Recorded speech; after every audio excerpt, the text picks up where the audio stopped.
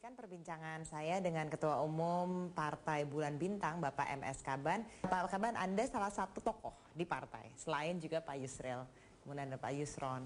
Nah, ini siapa kira-kira dari partai yang layak untuk dimajukan pada pemilihan presiden? Jadi kalau penentuan siapa yang akan jadi presiden di Partai Bulan Bintang itu, yang mengambil keputusan tertinggi itu adalah Majelis Syuro. Ya, Majelis Syuro itu dipimpin oleh Profesor Dr. Yusril Iza Mahendra. Nah, kita memang selama ini sejak partai ini berdiri 1999, tokoh yang kita anggap sangat potensi, yang memiliki integritas, memiliki komitmen, memiliki wawasan. Jadi istilah saya kalau di Partai Bulan Bintang di Indonesia nih, orang yang jago menoto nagoro itu Yusril lah gitu ya. Jadi Yusril itu figur yang pas gitu kan.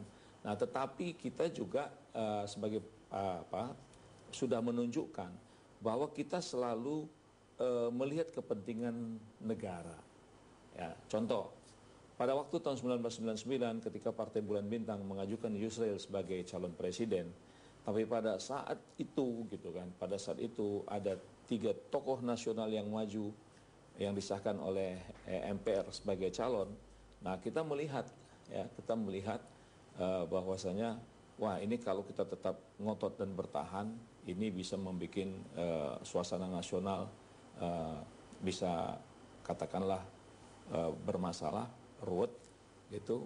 Nah, maka kita lihat, kita ambil keputusan mana yang paling keputusan yang paling tepat agar negara kita tuh dalam keadaan stabil dan damai gitu. Nah, maka waktu itu kita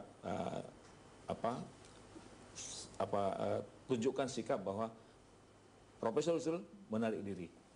Saya sebagai calon presiden pada waktu itu. Nah, jadi ke depan sama juga pada waktu ada calon SBY, Yusuf Kala dan Yusril Iza Mahendra. Kita juga bikin agreement, sepakat mana partai politik yang mendapat dukungan yang lebih besar, maka dialah yang kita ajukan sebagai calon presiden. Nah, ternyata waktu itu adalah SBY. Maka kita mengambil sikap bahwa SBY lah yang kita usung jadi calon presiden pada waktu tahun 2004. Tapi mungkin nggak mengambil momentum keterpurukan MK saat ini, sementara Bapak tokohnya ini yang tadi Bapak bilang, pakarnya di hukum tata negara. Ya, jadi kalau kita lihat ke depan ya kan, kita di partai sudah melihat bahwa ke depan figur yang berani, figur yang tegas, figur yang katakanlah relatif telah terbukti kepemimpinannya tidak pernah melakukan penyelewengan keuangan negara, tidak pernah terlibat kasus untuk memperkaya diri sendiri.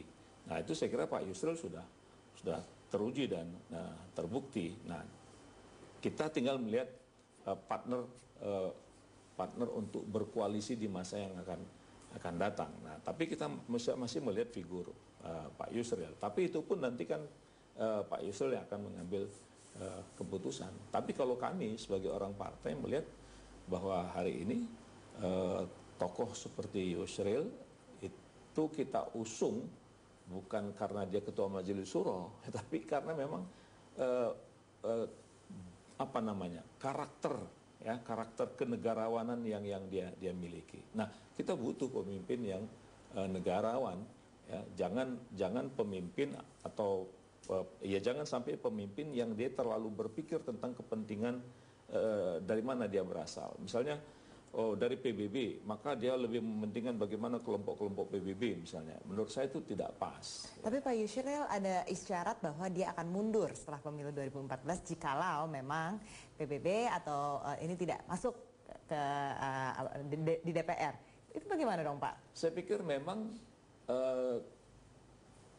kita di Partai Bulan Bintang ini tidak ingin berlama-lama, ya. Kita tidak ingin berlama-lama, artinya harus senantiasa berpikir untuk menciptakan regenerasi, mempersiapkan generasi pelanjut.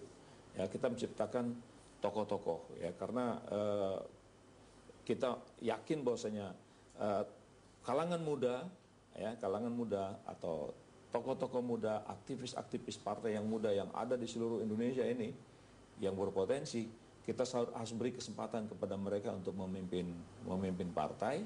Dan kemudian tentu kita yang sudah katakanlah hampir 20 tahun di partai itu mensupport, ya, memberikan katakanlah tuntunan atau memberikan guidance kepada mereka. Tapi generasi muda ini harus dipersiapkan gitu. Dan kita tidak ingin juga misalnya menjadi partai yang dikatakan partai dinasti gitu kan.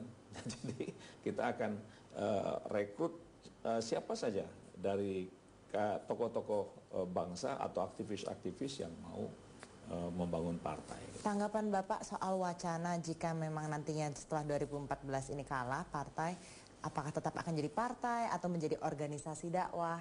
Bagaimana Bapak melihat? Ya, bagi Partai Bulan Bintang tidak ada dikotomi partai dengan dakwah. Ya, bagi kita itu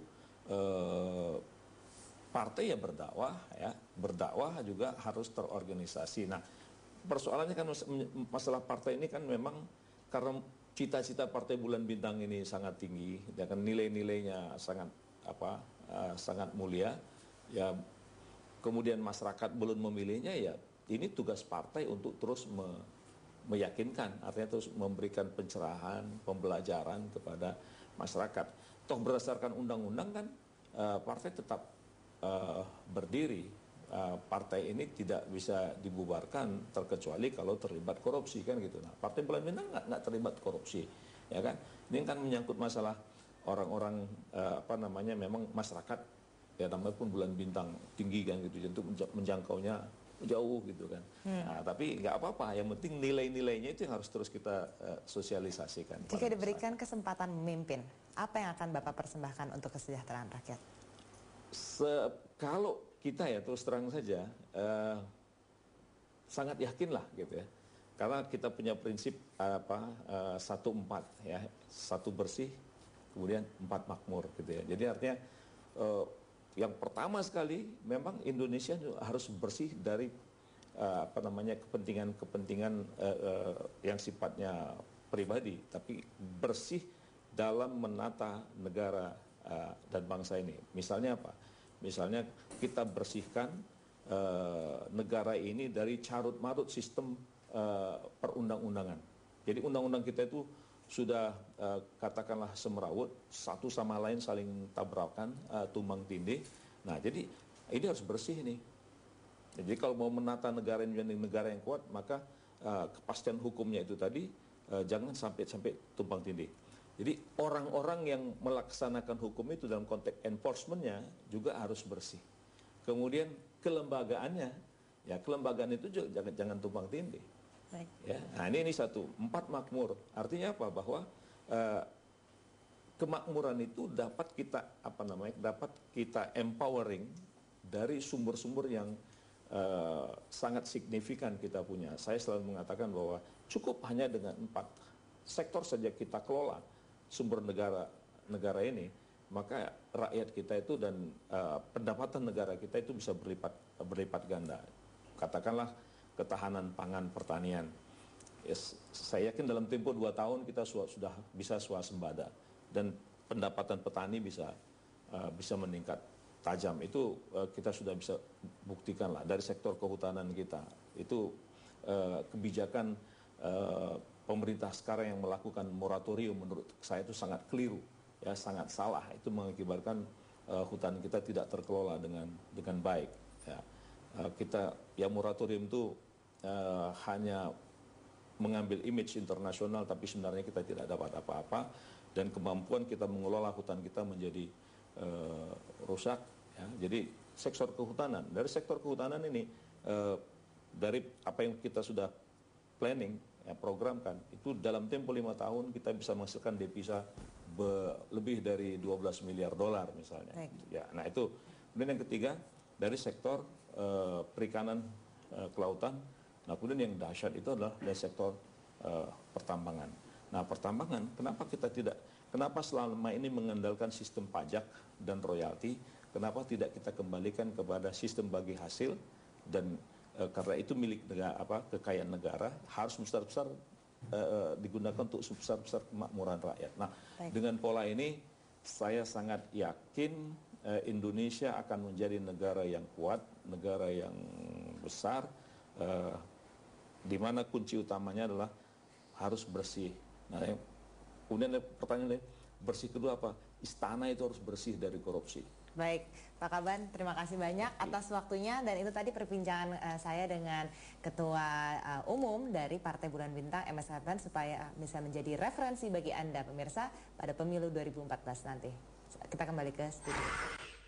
Dan edisi Ketua Umum Bicara masih akan kembali hadir pada esok hari dengan menghadirkan Ketua Umum dari Partai Hati Nurani Rakyat, Bapak Wiranto. Kami akan kembali sesaat lagi setelah jeda pariwara berikut. Tetaplah bersama Prime Time News.